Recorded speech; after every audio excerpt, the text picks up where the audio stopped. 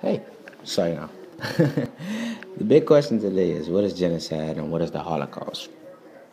First, genocide is a massive killing of a group of people. Throughout many years, there have been numerous accounts of genocides. Some genocides are taken seriously and some are not. Though there are places all over the world that have been inducted by genocide. The Holocaust was a major genocide that affected the world majorly. The Holocaust was a massive killing of anyone that was Jewish, black, handicapped, homosexual, more, but mainly the Jews was the one that were affected. Nothing really could save these people because age, physical appearance, intelligence didn't matter to the Germans to keep them around. Hitler did everything in his power to brainwash and change the ideas and perceptions of many people. Hitler was running a science project that could have wiped out a whole culture. He was propaganda, fear, and he was an excellent speaker to persuade the minds of them people.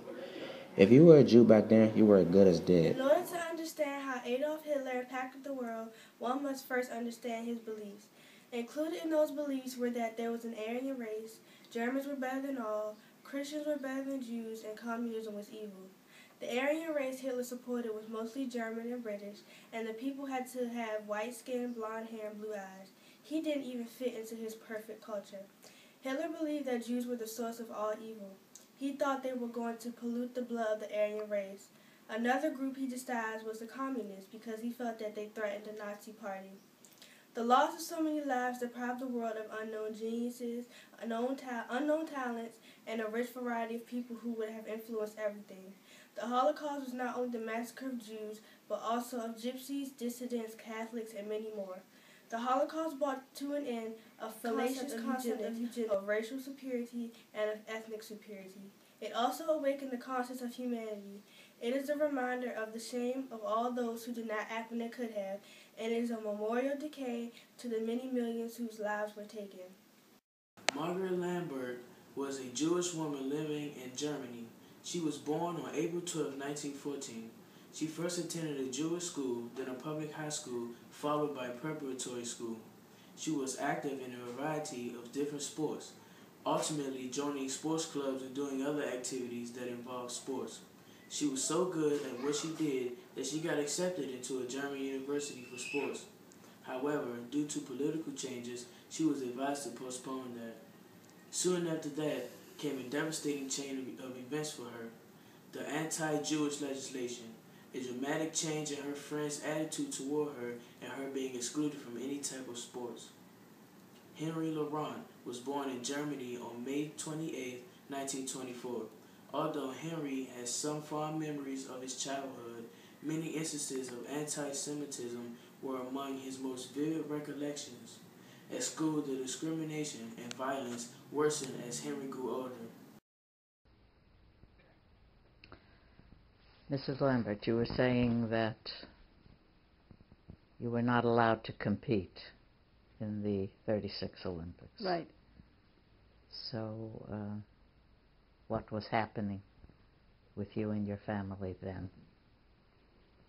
Well, I was so upset the way it was being done.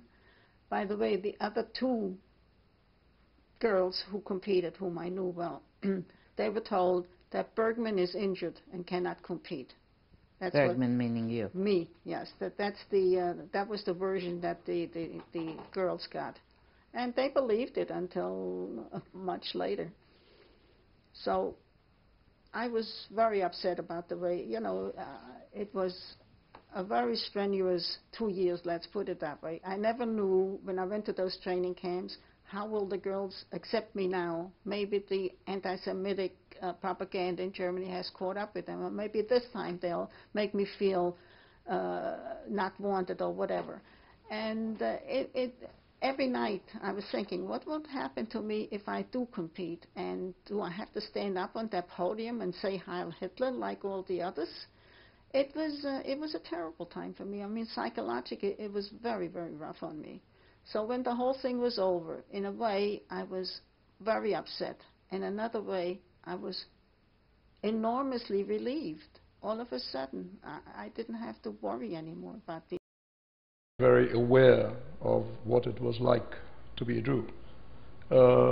The reason being, of course, the usual kind of discrimination at school. I say usual for Germany, not, but was quite usual there, as I soon was told.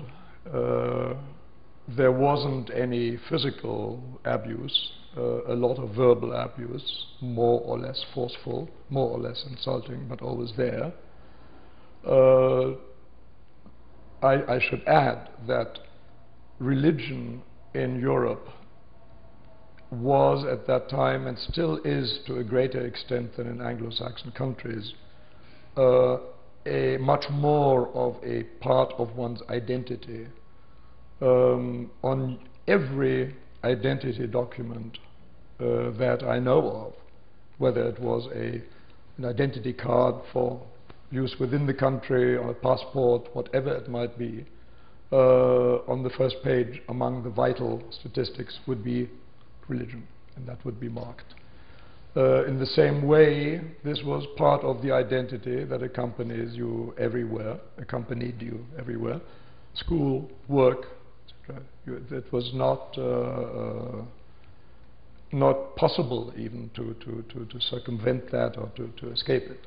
And if one belonged to a despised or disliked, at least at first disliked, later despised and worse, minority, i.e. Jews, it was, of course, the words, the foul language, the words that fell on the ears of children already from a very early age. My earliest, I can't tell exactly, but I'm sure that it was something like, it was during my first year at the elementary school, which starts at 5 at that time. Well, 5 is a kind of a kindergarten class.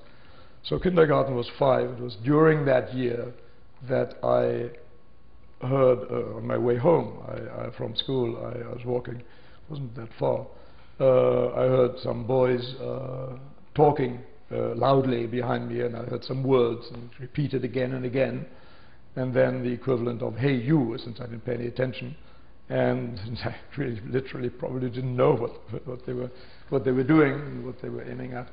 And so I said yes, very attentively, you know, yes, do you want something? And so they started spewing these words at me, etc. And I was absolutely horrified. I had really no idea. I thought they'd got the wrong child, making a mistake. So I just sort of beat a hasty retreat because I thought they were slightly deranged, actually.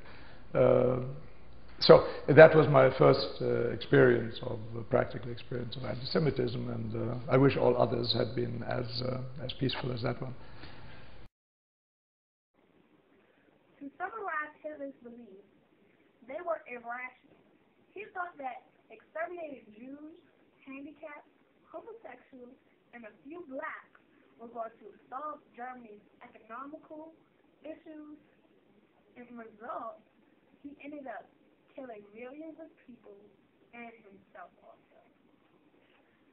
As a group, we think that Hitler was unethical and illiterate. His beliefs were inaccurate and prejudiced. He wasted and brainwashed people's lives on trying to create a perfect race when nothing is perfect. They Sean Dickens quote, he was a beast who single-handedly forced a whole nation to believe that one race of people should be vaporized because of their loss in the war and from his single opinion. Ayala stated, his beliefs were ignorant. He himself didn't fit into his ideal race. Although he hurt and damaged many lives, and Hitler impacted the world by showing people how not to rule a country, and tormenting others because of differences is wrong. This also affects everyone because in this event, he targeted everyone who did not fit the blue-eyed and blonde hair and pale white skin category. He was a bad person, quoted from Sean Workman. He harmed everyone around him, and his actions were uncalled for and ignorant.